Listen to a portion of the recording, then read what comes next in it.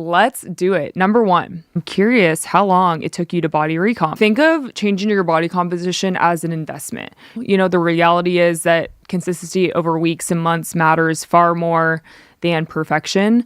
That's really all you can do. Like protein, lifting 3 to 4 times a week, and just move your body, go on your walks. Like if you focus on 3 things, just focus on those. Oh, this is a good one. I've been hooking up with a guy that I work with for the past 3 years. I ended up catching feelings and told him how I felt. He says he has feelings for me too and that he loves and cares for me, but he's not ready to commit. Ugh, hate that. You guys have been hooking up for 3 years? I think that you should...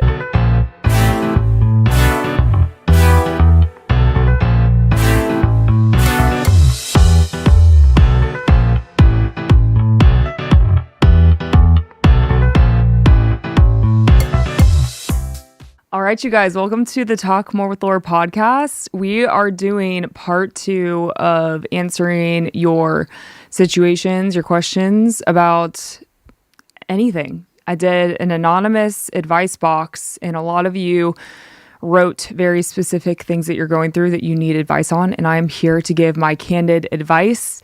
And this is the first time I'm reading these. So I'm giving you very genuine outlooks on what I think you should do in the situation. So this is part 2. If you haven't listened to part 1, you can go back and listen to it. I'm going to try my best to get through these. And if I don't, I might have to do part 3. Not next episode, but the episode after that, because I want to be able to get to all of these. And they're so good. I'm so glad you guys actually wrote your problems and your situations. I'm honored to speak on them. I truly am so honored. So we have a lot to talk about today. I'm just going to jump straight into it because we have no time to lose. Okay, let's do it. Number 1, we're going to start with a kind of more of a macro one. So it says, my current body type is what you used to look like, which was still great, by the way. But I want to lean out, increase muscle mass, drop body fat. I'm always good about starting, but I feel like I stop short because I don't see results immediately. I'm an instant gratification type of person. I'm curious how long it took you to body recomp. I just finished your summer shred program. Love it. And helped me stay really consistent. I'm starting to do volume 1 because I know you've said that you followed, so looking forward to it. I'm pretty consistent with my nutrition for the most part, but have had days here and there where I fall off. I'm just curious of any advice you have for me and how long it took for you to really see a body transformation. I am also using the Hume scale, and I can see if I'm tracking properly with my body fat and lean muscle mass, because I used to get discouraged by the number on the scale. But I know that it's not always an indication of what I'm trying to do. Thank you. I love this one. I think that all of these concerns are valid and make sense. And I think anyone that is going through a body transformation has these thoughts of I think fear. I think it's hard for women to throw the scale away and understand that a lot of times that number is not an indication of progress. However, it depends on where you started. If you are let's say if you have over 20 pounds to lose, cardio is a great tool for weight loss. You're going to need to shed that weight off first, and running, cardio, HIIT training is a great way to shed weight off. Now, weight and changing your body composition are 2 completely different things. So that's the first thing to understand. I don't know where you started. I don't know if you were overweight and needed to drop a lot of weight first, or I don't know if you were skinny fat. You mentioned that you looked kind of like me, so I'm assuming that you were probably a normal weight, but you felt kind of skinny fat. So for me, my body transformation took about a year, and I know it's a tough pill for you guys to swallow to understand that it takes that long. Unfortunately, body transformations do take a little bit longer because you aren't getting that quick fix. I think it's different for everyone. I was certainly seeing a huge difference like 6 months into it. But I think like it took a year for me to get to where I wanted to be. And so for you, I would just encourage you to stick with it. Think of changing your body composition as an investment, because once you build your muscle, it's really hard to go backwards, I guess. So like that's the difference between doing a fad diet. You said that you like that quick fix, the instant gratification, which makes sense because many of us operate that way. 9 times out of 10, when you do kind of more of like a fad diet or a fad workout regimen or whatever it is, you revert back to where you were almost every single time within a couple weeks. But changing your body composition is a beautiful thing because it takes longer, but it's a long-term investment, and it's really hard to lose the muscle that you've built over time, if that makes sense. So I would just encourage you to understand that this body that you're trying to achieve, or this physique that you really want, is going to take you a little bit more time. So stay patient. I think having a scale where you can measure your lean muscle to body fat percent ratio is a great way to understand like, hey, even if I'm starting at 130 pounds, but I'm still 130 pounds, but like my progress photos look a lot better, that's a great sign. So I would just encourage you to take photos and track your progress through your progress photos, because that's like the biggest teller of how you can achieve a physique and if you're doing the right things. When it comes to nutrition falling off, it's totally normal. The reality is that consistency over weeks and months matters far more than perfection. And if you have a couple of days where you're off track, it's really not going to hurt you in the long term. I literally had like 2 ice cream cones yesterday at Jenny's. Like I binged my face in ice cream yesterday because it was so hot outside, and I don't do it very often, but I will let myself have those days where I eat what I want, and it does nothing to my progress, like absolutely nothing. So let yourself, live a little. Don't be so nitty gritty with it. And I would just encourage you to stick to volume 1 and see what happens. I think that it's important to check in with yourself and be like, okay, workout routines change over time. Volume 1 is going to be a really good program for you to follow if you are trying to change your body composition, because it's helping you progressively overload, build your muscle mass. But at the same time, you're also shedding fat, because when you lift weights, it does both. Like you are shedding fat and you're getting muscle. So you're getting the best of both worlds. And if you feel like you've been following volume 1 for too long and you're like, okay, it's time for me to like scale back and go on more walks and go on more runs, do that, because that's what I did. I kind of reached a point like after a few months of doing my same program, I just switched it up. I did more cardio because that's kind of how I was feeling and that's what my body needed. And because your body just kind of shifts and grows as you grow. So just honor that. And now I feel like I'm in a place where I intuitively eat, I intuitively work out, but I had to put in the work first, if that makes sense. Like I had to put in that investment in first, where I was really strict on volume 1 and progressively overloading. But once I reached a point where I was happy with where I was at, I could be a little bit more flexible with how I was moving my body, because I could maintain what I had with. It's easier to maintain that physique once you've reached it, if that makes sense. So just, be kind of strict with it for a little bit, reach your goal, stay consistent with your protein. And that's really all you can do. Like protein, lifting 3 to 4 times a week, and just move your body, go on your walks. Like if you focus on 3 things, just focus on those if you are getting overwhelmed. But you're doing great. Stick with it and keep at it. Okay, so the next one is I've been hooking up with a guy that I work with for the past 3 years. I ended up catching feelings and told him how I felt. He says he has feelings for me too and that he loves and cares for me, but he's not ready to commit. Ugh, hate that. I feel like I've waited long enough. Should I cut things off for good or keep him holding on and hope that something will change? Oh, this is a good one. And I think so many people go through this. Like, this is why they make so many movies about this. The whole like friends with benefits, or I'm not saying you guys are friends with benefits, but you're hooking up, you end up catching feelings. Yeah. What's that movie?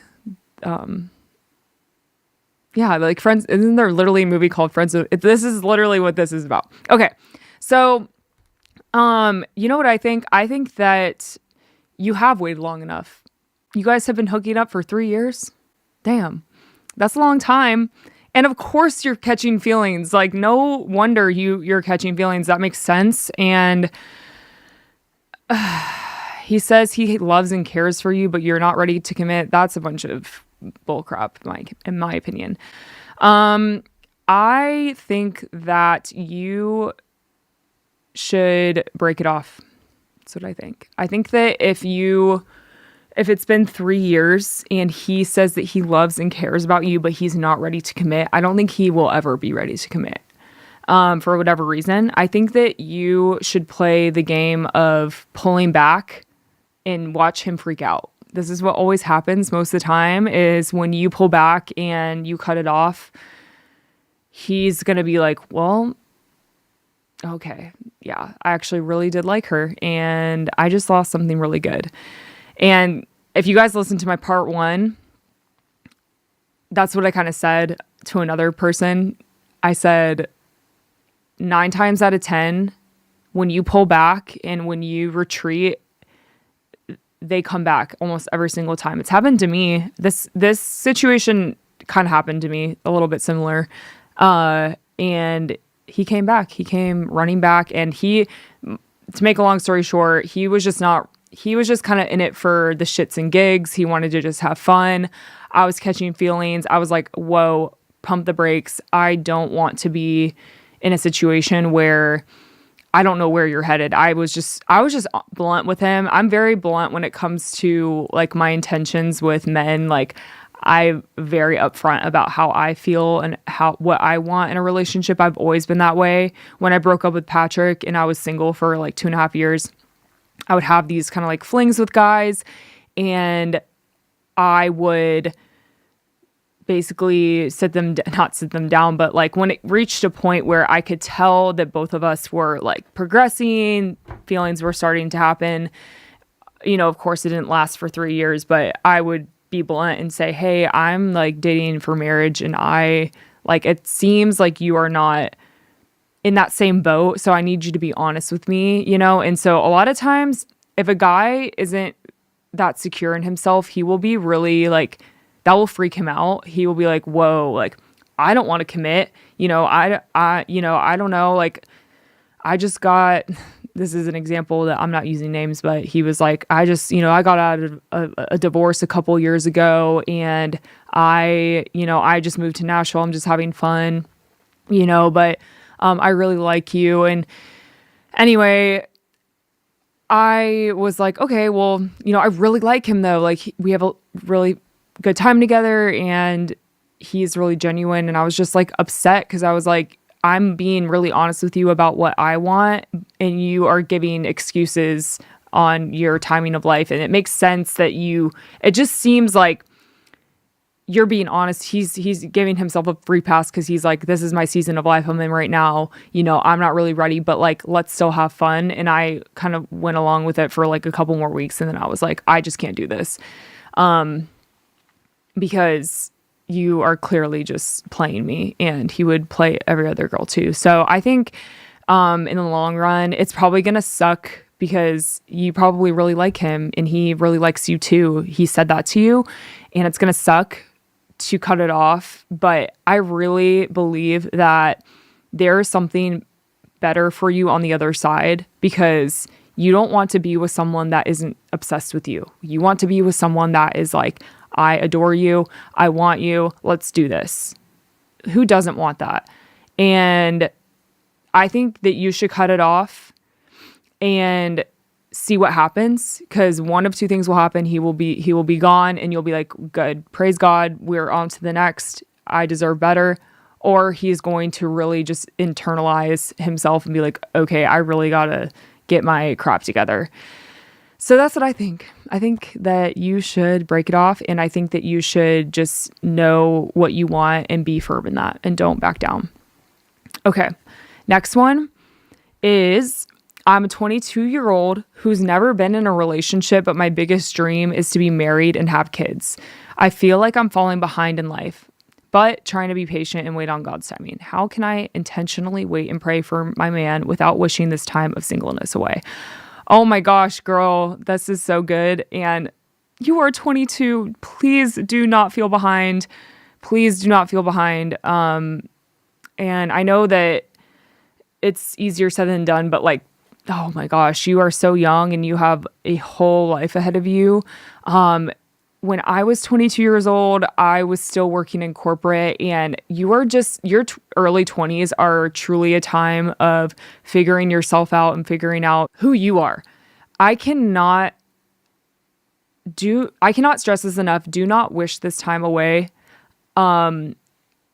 Please just do all the things, like go travel, go try a new career, go move to a new city, do everything you've ever wanted to do right now, and the right man will come to you. And I think like in my early 20s, I think I was dating Patrick at this time, and I really had to figure out what I wanted to do with my life. And I'm glad that I think everyone's different. I think everyone has a different journey of life where they get married young, and I don't think there's any right or wrong way to do this. You know, if you meet someone really young and you get married, that's a beautiful thing. If you don't, that's a beautiful thing too. In my journey, here's what I experienced. My sister and my brother both got married super young. I think my brother was 22 or 23 when he got married. My sister was like 23 or 24. So they were both like children when they got married. I'm 27 and I'm still single, and well, not married. I'm dating Tyler, but and I remember having those feelings of being behind, because I just grew up in the South, and everyone, I generalize, a lot of people do typically get married younger because we're in the Bible Belt, and it seemed that everyone was finding their man in like high school or college and would get married, and that was it. And that for some reason just wasn't my journey. And my family, I would compare myself to my siblings and be like, this is so stressful. You know, I really did think that I was going to get married young, and for whatever reason, that was just not God's plan for my life. And I had to learn the hard way to be patient. I think a lot of women can hate that, and I hated it. I hated being patient. But I think that it's going to be so worth it. And I would just encourage you to be so trusting and know that God has a plan for your life, and it's going to be so much better and bigger than anything you would have ever dreamed of. There's a verse that I would always cling on to, and I can't remember exactly what it is, but it's essentially just says he can do exceedingly more than you ask or imagine. Like, just really just believing and praying that over your life, that God is a good God, and he's going to surpass any dream you've ever had. It's going to be better than you've ever imagined. And just believe that to your core, that is his desire for you, and sit in that and just believe that. And do not back down. Write out your standards. I would just encourage you, just in this season of singleness, like write out everything that you really want in a man, and and just pray over that list. Pray over your future husband, and God will deliver. He does every single time. He cares deeply about the desires of your heart, and he wants to give that to you. And just sit in that and believe it and enjoy your life. Just enjoy your life right now. You're so young, and it will come when the time's right. Okay. The next one is, what's the secret in self-discipline in diet to get lean? I'm strong and eat well, but I can't shed the fluff off my hips despite the muscle and diet being there. So self-discipline, there's really no secret.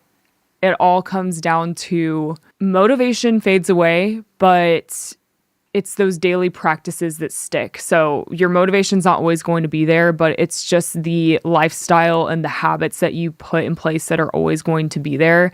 So I always come back every single time someone asks me about discipline or what's your secret or diet or anything, I always tell them, create a schedule and a lifestyle that comes so naturally to you that you don't even think about it, because there are certainly days where I don't feel motivated, but I go to the gym anyways because it's like ingrained into my life and my routine.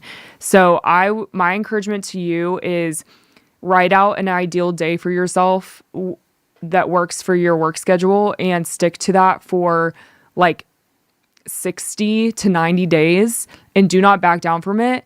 And then you won't even think about it.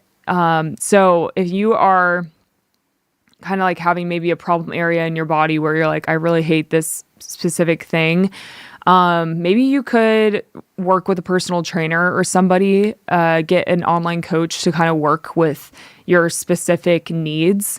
But when it comes to self-discipline and diet, I would just really encourage you to write out your workout schedule and your diet and just stick to that for a while.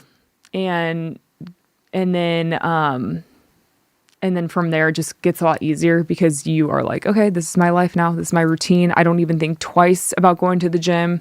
And I don't think twice about eating healthy because now my body's accustomed to whole foods and I crave whole foods now. That's kind of what happened to me. Like when I went through that shift of my diet, I was like craving things all the time. I was irritable. But then once you stick to something for a while, your body starts to crave like real food, if that makes sense. So just stick to that. And habits will never, it'll be like brushing your teeth, it'll just like come so naturally to you, like eating healthy and working out. I recently broke up with my boyfriend. I feel like I deserved more and I was settling, and I struggled with feeling lonely and feeling empty after the fact. I don't necessarily miss him, just the idea of the relationship. I feel like I'm seeking attention through posting things on social media to grab his attention or make him feel like he should miss me. I know this isn't behavior that honors God, but it's so hard to stop myself from trying to prove to him that he should feel like he lost a really good person. Oh my gosh. This is so good. First of all, props to you for breaking up with your boyfriend because you felt like you deserved more and that you were settling. That is really brave.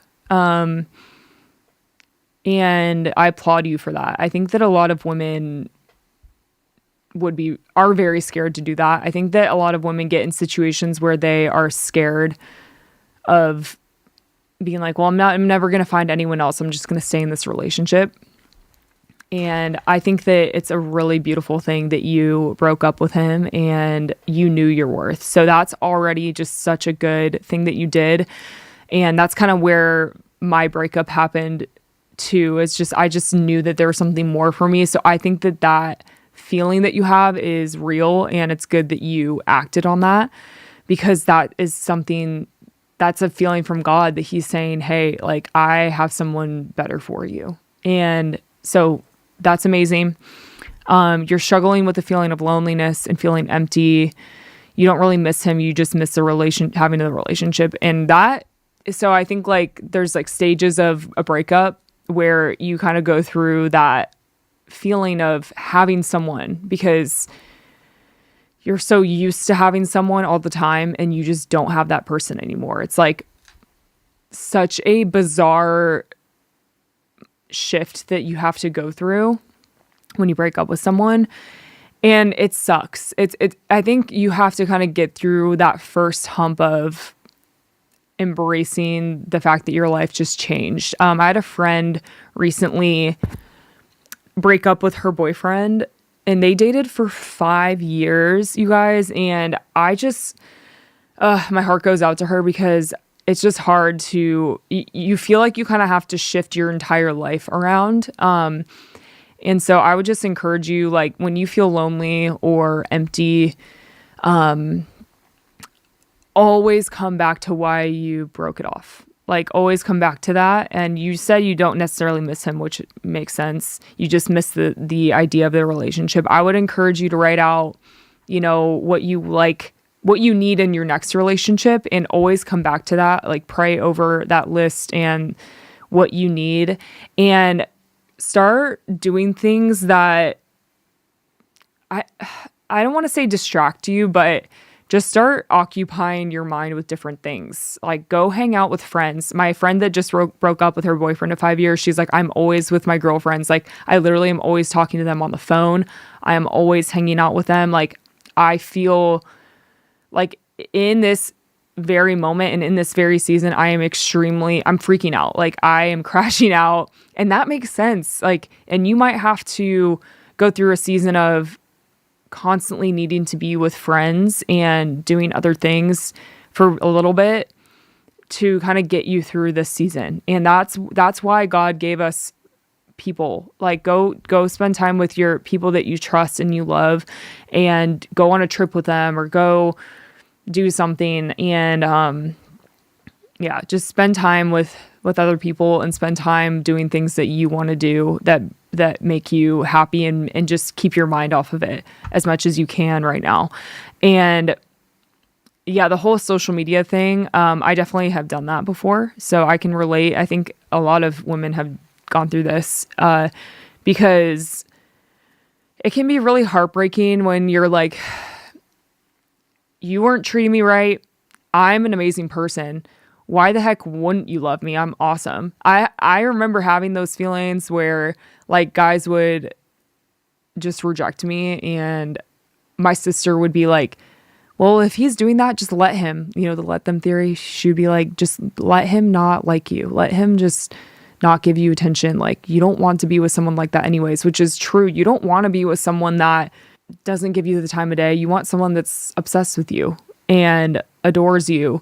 But I was like, well, why isn't he obsessed with me? I'm awesome. Like, and you are awesome. It's just not every person is meant to be your person. And for whatever reason, like there are going to be people out there that just don't mesh with you, and that's okay. You're not going to be everyone's cup of tea, and you're not going to be everyone's dream girl, because there's someone else out there that you are their dream girl, And so I think the whole social media thing, it can be a hard thing to navigate, because social media, I would maybe encourage you just to maybe take a little pause on social media for a second. Just delete Instagram maybe for a week or so, and just like keep your mind off of social media for a second, just for a point in time, and come back and just reassess, and just distract yourself for right now. That's what I would say. That's what I would do if I was in your position.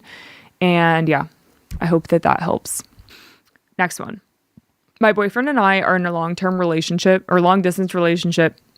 It's still genuinely the healthiest relationship I've been in. He is wonderful. I genuinely have zero complaints about this man, but I'm having some trouble with his family. I'm his first relationship, so I think they just have really high expectations, but I genuinely don't think they like me.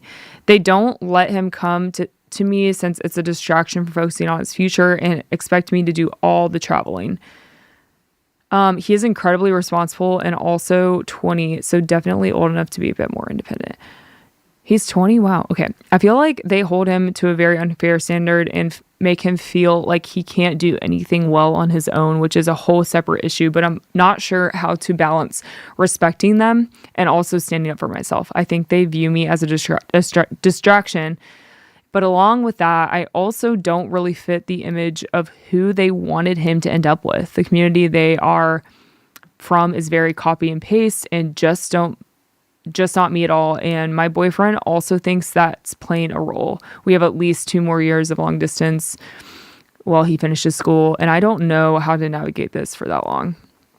Yeah, okay, so if he's 20 years old, that is wild. He is so young, and I don't know how old you are, but it sounds like, from my perspective, it sounds like he probably has some growing up to do. He sounds young, and he sounds like he needs to kind of develop his own opinions and his own way of life apart from his family. It sounds like he might be a little bit codependent on his family's opinions, and maybe he's just surrounded by that, so that's all he knows, and that's not really anyone's fault. It's probably just him just needing a little bit of time to grow up and a little bit of time to know what he needs.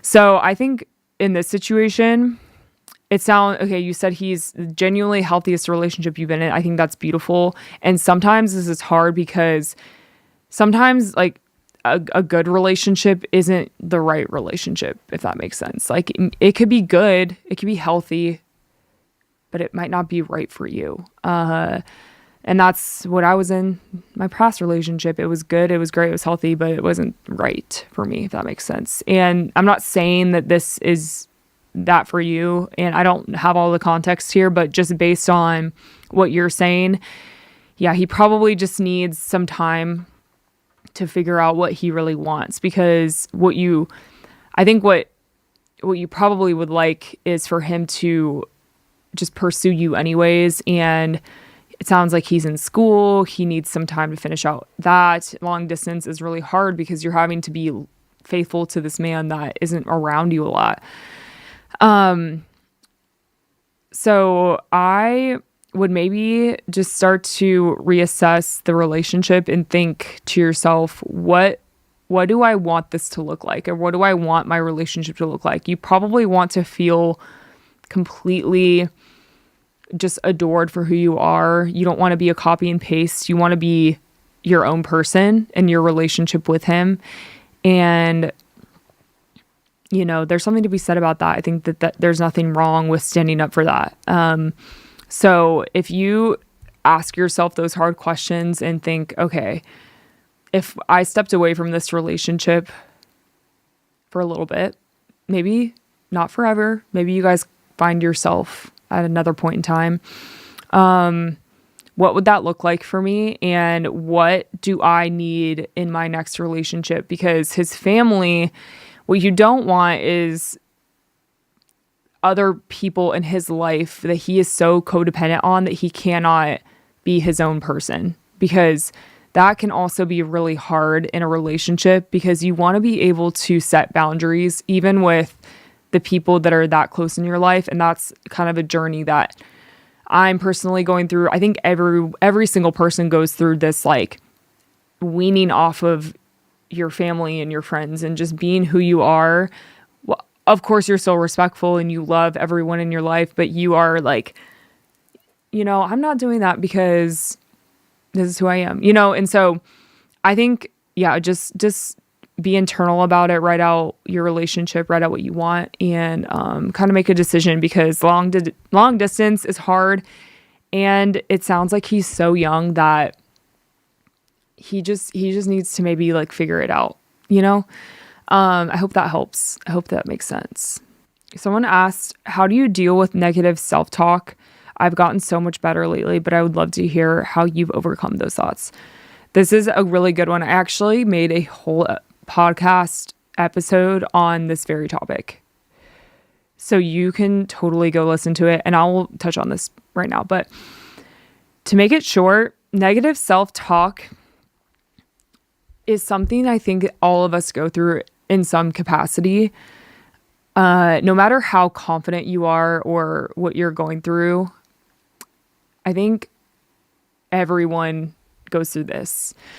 And it truly is a practice, a daily practice of intention.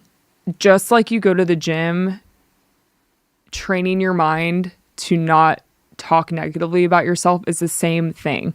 Like, just like you work out a muscle group in the gym, you work out your mind, if that makes sense. Like, I've had to think of mental health and like my relationship with God as like such a daily practice. Like I treat the gym, it's the same thing. So I think to overcome negative self-talk, I don't know what your self-talk is like. Maybe you have thoughts of like, I'm not good enough. I'm not, like, you have doubts, you have fear.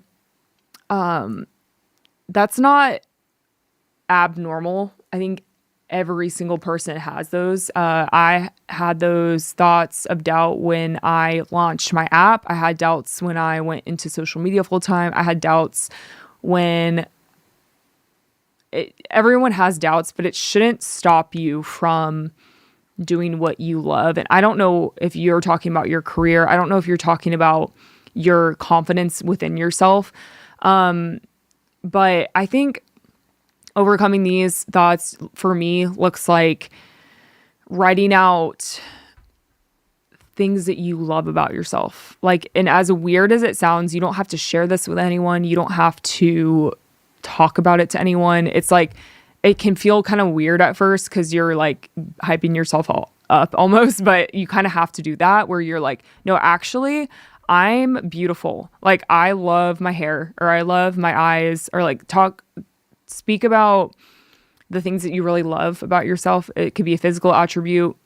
It could be both. It could be a few physical attributes. It could be an internal attribute of, I really love how like selfless I am, or, and then once you do that, I think pairing that with like scripture too can really help sometimes, because truly everyone is so unique.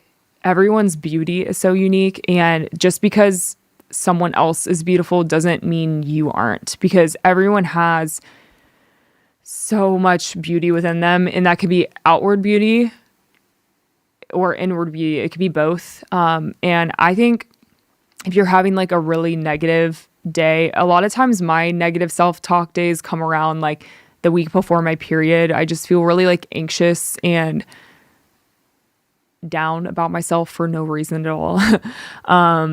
And they ebb and flow for me. But yeah, I think just like self-care, it just comes down to doing what makes you happy in that on those days, and kind of catching yourself, like taking a thought captive that's so not correct. Like, that is like not a good thought that I just had, and it's not an encouraging thought about myself. And I don't believe that about myself. You kind of have to just like rebuke all negative things that come in your mind and replace it with good things. And it's like such a thing that you have to catch in the moment, because it can so quickly spiral into like depression if you are sitting in those terrible things.